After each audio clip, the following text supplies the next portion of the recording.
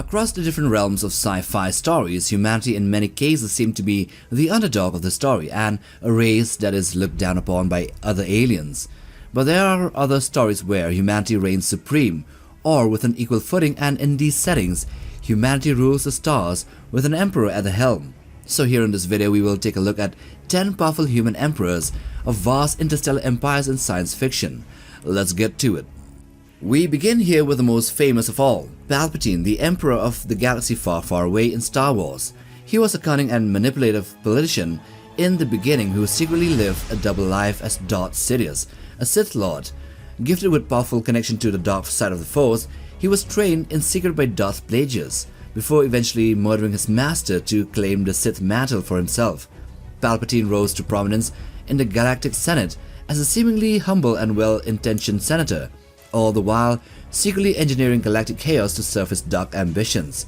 Using the Naboo crisis, the Separatist movement, and the Clone Wars, all events he orchestrated, he positioned himself as the galaxy's savior, gaining emergency powers and eventually transforming the Republic into the Galactic Empire. By enacting Order 66, he then exterminated nearly all the Jedi and established himself as Emperor, with his new apprentice, Darth Vader. So for years, Emperor Palpatine ruled with absolute power, manipulating the dark side to extend his life and maintain control. He was obsessed with immortality and total domination. He sought to replace Vader with a younger, more powerful apprentice, Luke Skywalker, but this plan failed when Vader turned against him at the Battle of Endor, seemingly ending his reign. However, Palpatine's mastery of the dark side rituals allowed his spirit to survive, transferring his spirit into a clone body that he had prepared in secret in Exegol. So from the hidden world of Exegol, he rebuilt his strength, creating the First Order, the Supreme Leader Snoke, and an even greater armada known as the Final Order. His ultimate plan was to reclaim the galaxy and rule it eternally, but he was finally destroyed when his granddaughter, Rey, turned his own dark power against him with the strength of all the past Jedi, bringing an end to his long and sinister legacy. Now next, of course, we have the Emperor of Mankind of 40K. This guy here began his existence in humanity's distant prehistory, born on Terra around the 8th millennium BC in the hills of Anatolia, which is modern-day Turkey. According to ancient legends, his birth was the result of a ritual performed by a conclave of powerful shamans who sacrificed themselves to create a single immortal being capable of guiding and protecting humanity. For millennia, he lived amongst mankind in secrecy, shaping history from behind the scenes, teaching, guiding, and subtly steering human civilization towards unity and progress. When the Age of Strife plunged Terra into chaos and war, the Emperor finally revealed himself, appearing as one of many warlords but swiftly rising from above them through unmatched intelligence, charisma, and psychic might. He created the Thunder Warriors during the brutal Unification Wars, and once Terra was united, he turned his vision into the stars, launching the Great Crusade to reunite the scattered human worlds under one Imperium. To lead this campaign, he created the 20 Primarchs and their Space Marine legions to be the champions of mankind. This he did. However, the corruption of his favorite son Horus and 8 others led to the cataclysmic Horus Heresy, a civil war that nearly destroyed humanity. In the final battle aboard Horus's flagship, the Vengeful Spirit, above Earth, the Emperor confronted and slew his fallen son but was mortally wounded in the process. His loyal servants then placed his broken body upon the Golden Throne, which is a vast life support device that sustains his existence through both ancient technology and psychic energy. 10,000 years later, the Emperor's body remains lifeless yet undying, his mind still active across the warp. From his throne, he guides humanity, fueling the Astronomicon beacon that allows ship to travel through the warp and holds back the forces of chaos through sheer willpower. Once a visionary ruler who sought to free humanity from superstition, he has become the very god he never wanted to be, the God Emperor of Mankind, worshipped by trillions, sustaining an imperium that survives only through his eternal suffering. Then number 3, here we have the Worm, Leto Atreides, the God Emperor of Dune, who began his life as the son of Paul Muad'Dib of Arrakis. Guided by his prophetic vision known as the Golden Path, he chose a path of sacrifice to ensure humanity's long-term survival. To do so, he merged his body with the Sand Trout, the larval form of the giant sandworms of Arrakis, transforming himself into a hybrid creature that was neither man nor worm. This metamorphosis granted him near immortality and immense strength but stripped away his humanity, leaving him both godlike and monstrously isolated. For over 3,500 years, Leto II ruled the galaxy as Divine Emperor, enforcing peace with an iron fist and controlling the spice supply with absolute power. His reign was oppressive but purposeful, designed to force humanity towards eventual freedom and self-reliance. In the end, Leto II was assassinated and his death brought an end to his empire. Yet even in death, his plan endured, his body giving birth to new sandworms, and his sacrifice ensures the survival of humanity across the stars, fulfilling the destiny of the Golden Path. Number 4. Emperor Cleon. So, this is the ruler of a vast imperium of mankind in Isaac Asimov's Foundation series. Well, he has essentially ruled as a line of successive clones for more than 12,000 years. The Cleonic or genetic dynasty is what it is known, an unbroken line of clone emperors descended from the original Cleon I, which is created to ensure eternal stability and to eliminate the chaos of succession. At any given time, 3 clones of Cleon exist, each representing a different stage of life. Brother Dawn, the youthful heir in training, Brother Day, the reigning emperor who governs the empire, and Brother Dusk, the elder statesman who advises and prepares the next generation. When the time for ascension arrives, the cycle renews. Dawn becomes day, day becomes dusk, and dusk is euthanized and honored as Brother Darkness, and a new dawn is decanted from the genetic reserves. To preserve continuity, each clone's memories are transmitted to a backup version stored on Trantor, ready to replace them if tragedy strikes. Over the centuries, however, genetic tampering has caused a slow decay in the clone's genetic purity, leading to mutations and cognitive decline. To conceal this weakness and maintain the illusion of perfection, later emperors shortened each generation's lifespan, ensuring that no Dusk lived long enough to display the flaws of the dynasty of Cleon. The 5th emperor here we will discuss is Arcturus Mengsk, who was a cunning and charismatic Terran leader from Korhal who rose from rags to become the emperor of the Terran Dominion in StarCraft, uniting the fractured human colonies of the Kobrulu sector under his iron rule. Once a Confederate soldier, an officer disillusioned by corruption, he founded the Sons of Korhal to overthrow the oppressive Terran Confederacy.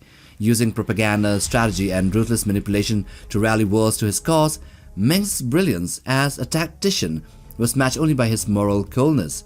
He willingly unleashed the Zerg on Tarsonis, sacrificing billions, including his own ally, Sarah Kerrigan, to destroy the enemies of his ambitions.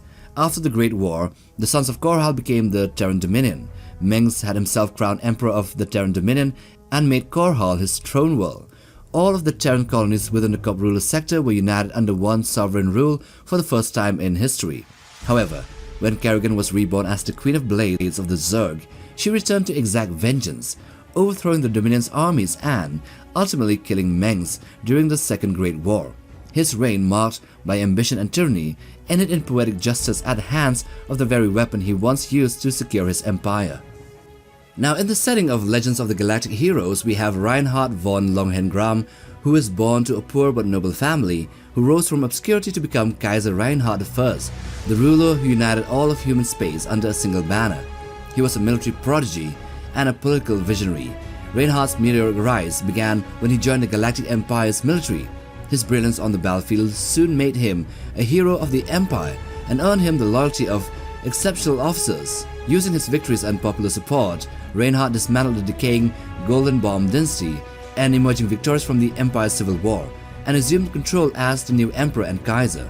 With the throne effectively his, Reinhard launched a series of sweeping reforms, including abolishing the hereditary privileges of the nobility, establishing merit-based promotion, and expanding the rights of citizens long oppressed under aristocratic rule. His vision was of an empire, not by the people but for the people.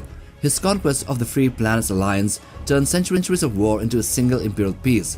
Yet sadly, despite his glory, Reinhard's reign was short-lived. He died young due to disease, leaving behind a galaxy united but uncertain when looking at the future. Now, going over to the Star Trek's mirror universe, we have humanity here that is ruling the Alpha Quadrant, or at least a part of it, with an iron fist, and under Philippa Georgiou, who was known as the Empress of the Terran Empire in the 23rd century. As Empress, she was formally titled Her Most Imperial Majesty, Mother of the Fatherland, also Overlord of Vulcan, Dominus of Kronos, and Regina Andor. So her full name is Philippa Georgiou Augustus Japonus Centarius. She was responsible for rendering Kronos uninhabitable, and together with Sylvia Tilly, she subjugated the Betazoids and wiped out Mintaka III. In spite of the Empire's xenophobic tendencies, the Emperor or the Empress had taken tiles native to Vulcan, Klingon, and Andorian subjects of her empire. This empire ruled by terror, its Imperial Starfleet acting as its iron fist. But in the end, the Empire, unprepared to defend itself against the emerging threat of a united Klingon-Cardassian alliance, was conquered in turn, and then the Terrans themselves became a slave race. In the setting of Rebel Moon, here we have a usurper and a tyrant who ruled humanity's great empire amongst the stars. He is called Regent Balisarius, and he rose to power through blood, manipulation, and sheer military might. Once a celebrated general of the Mother World's armies, he was both feared and revered for leading from the front and crushing countless worlds in the Imperium's name. After being removed from battlefield and elevated to senator by King Athander Karathon, Balisarius betrayed the very monarch who trusted him, masterminding the assassination of the royal family and seizing control of the Imperium. With the support of loyal generals and corrupt senators whose careers he had forged himself, Balisarius crowned himself regent of the realm, commanding vast interstellar fleets and legions of soldiers. As the ruler of the Imperium, his word became law, his armies unchallenged, and his empire became a machine of conquest and tyranny. Now, strangely, in the setting of Hyperion Cantos, here we have a more corporate ruler instead of a monarch, and he is known as the Chief Executive Officer of the Senate of the Hegemony of Man, or simply the Senate CEO, and was the supreme civilian authority and commander-in-chief of Force, the Hegemony's unified military. Under their rule, or his rule, the hegemony of man stood as a vast interstellar civilization spanning over 200 worlds and governing over 150 billion humans across the Milky Way's settled arm. These worlds were linked by the World Web, which is a network of farcasters and fatline communications that enable instantaneous travel and governance across light years. The Senate CEO presided over this immense socio-political and cultural empire, maintaining control through the combined strength of Force's fleets and the technological unity of the World Web. From all Earth's fall to the age of Hegera, the hegemony's blue and gold geodesic symbol came to represent humanity's pinnacle of order, stability, and dominance amongst the stars, and at the top of this is the Senate CEO. Now lastly, in the setting of Doctor Who, in an alternate future, a divine empress called Helen Christensen became the supreme ruler of an Earth empire in the 30th century, a vast authoritarian regime that dominated both human and alien worlds across the galaxy. Once a president of Earth, she ascended to absolute power and ruled as a near-deified monarch from her immense orbital palace above Saturn. By the height of her reign, she had become physically ancient and grotesquely frail, her tumor-ridden body sustained only through complete integration with the Empire's central computer systems. Despite this decay, her influence was absolute. She commanded the High Court, the galactic fleets, and the Six Armies, ruling through a rigid feudal hierarchy that enforced human supremacy and imperial expansion. Her authority extended from the core worlds to the farthest colonies, and her voice, which is amplified through machines, could decide the fate of entire planets. Yet, for all her power and control, her empire eventually rotted from within, collapsing under the weight of corruption, xenophobia, and exhaustion, marking the death of humanity's greatest imperial age in the world of Doctor Who. And with that, we end this video on the 10 powerful human emperors of interstellar empires in sci-fi. Anyway, do hit the like button for support, and also for the ones holding their phones in their hands, do hit the hype option, the hype button after the like button to push this content further. Subscribe to be a part of Legion Nutbug, and till the next time, take care, boys.